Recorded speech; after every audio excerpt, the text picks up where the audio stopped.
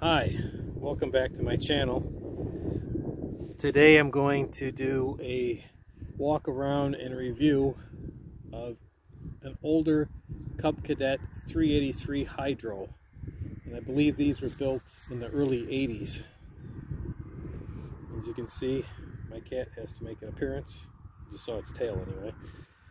Alright, so let's take the camera out of the tripod and I'll walk around and I'll talk to you about it and what I did to it to modify it.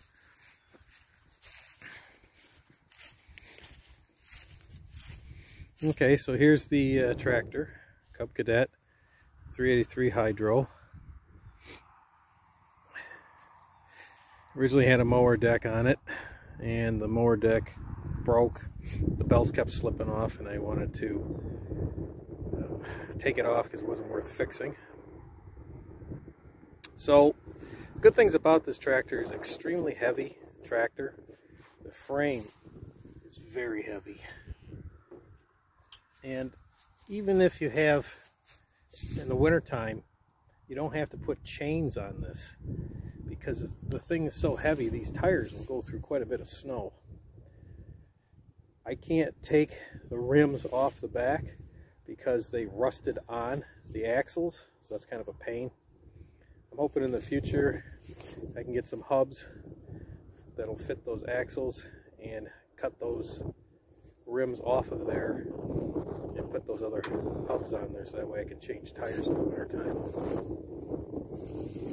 As you can see, I put a better seat on it, and I had to raise it up quite a bit because this tractor sits extremely low, otherwise your knees are bent at a funny angle. I added all those pieces to it. I added this back piece on it underneath there to extend the hitch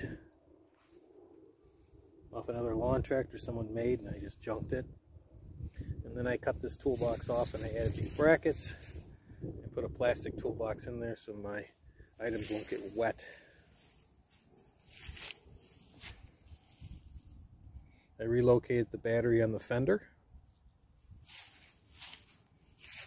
and then I had to run the wires all the way up to the front. Now here's something about this tractor that's really stupid. As you can see down there, I had to cut a hole in the back of the tractor where the filler plug is for the hydrostatic oil. There was no way of getting to that plug and adding fluid to it. It was absolutely impossible. Actually, they didn't even have a hole in the back to put a funnel or anything in. So I had to cut this giant hole in the back.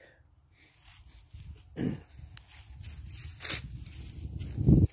I had to add some extra brackets underneath the running boards to support it.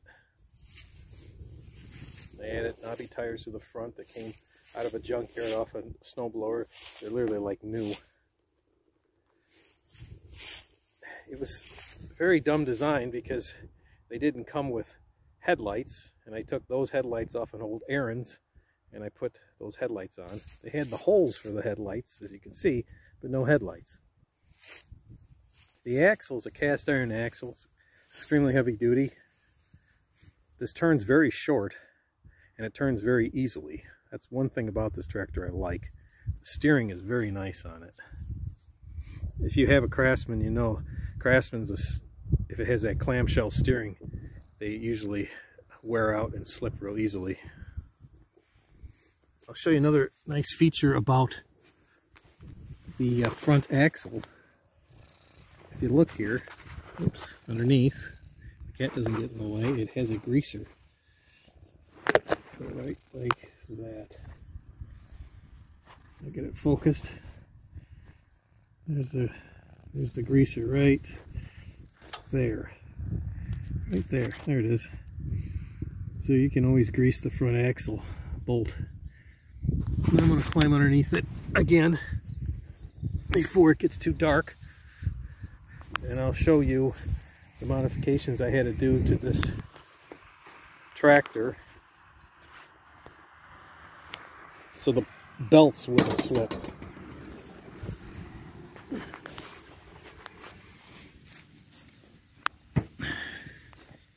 Okay, here we go. This tractor has a belt that's right here, and then it goes to this pulley system as a short belt, and then has a longer belt that runs back to the transmission. Okay, and I'll turn on my camera there so now you can see it better. It's getting a little dark. Okay, so there's the pulley from the motor. Here's the short belt, and it runs to this pulley here, and then this runs back to the trans. Now, as you can see, I put a clamp on here, right here, because this here, to hold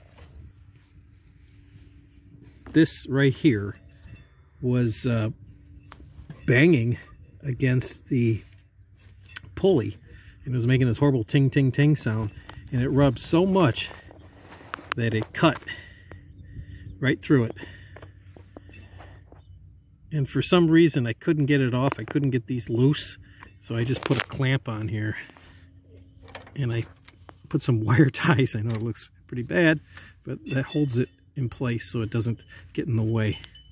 Now I'll show you some of the other pulleys that I put on here, because this belt had so much slack in it and it was always slipping.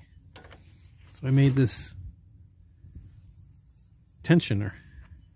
Here's a tensioner I made, and then I made this tensioner here, and I put springs on it, and I don't remember which one moves. I think this one moves. I don't know, it's been a while, but I put these springs on it to make it work better, to add tension to it. And I have not very much clearance, but I was able to make it work.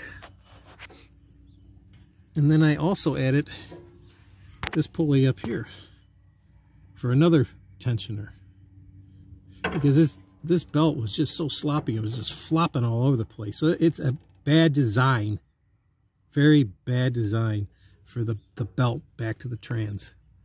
It's a hydrostatic, like I said. But once I added all these pulleys, and I kept adding pulleys until I didn't have any more problems, and I had to add 1, 2, 3 pulleys to get this. I'll go to the other side and you can see it better. Okay, and then I'll show you the engine when I'm done, and I'll even start it up and run it.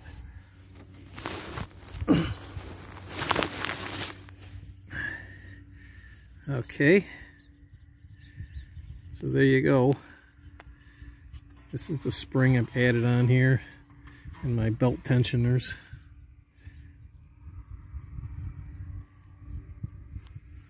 And there's the transaxle in the back.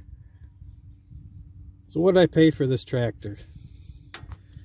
The guy originally wanted,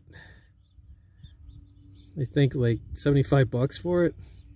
And it sat there for 9 months at a store, and no one wanted it. And he kept bringing the price down and bringing it down. And finally I thought, well, I'll stop by and see what he says. And I offered him 20 bucks for it.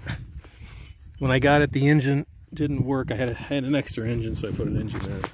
So was it worth 20 bucks? Yeah, it was worth 20 bucks. Would I advise you, if you found a tractor like this, to buy it? No, I wouldn't. Because the belt system on it and all the pulleys you have to add, it's not worth it. It's just not. And now that I have it fixed, it's okay. I'll lift open the hood so you can see the engine.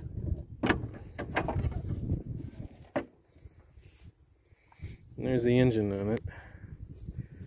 I don't even know what size Briggs it is, but I know it's a very old Briggs.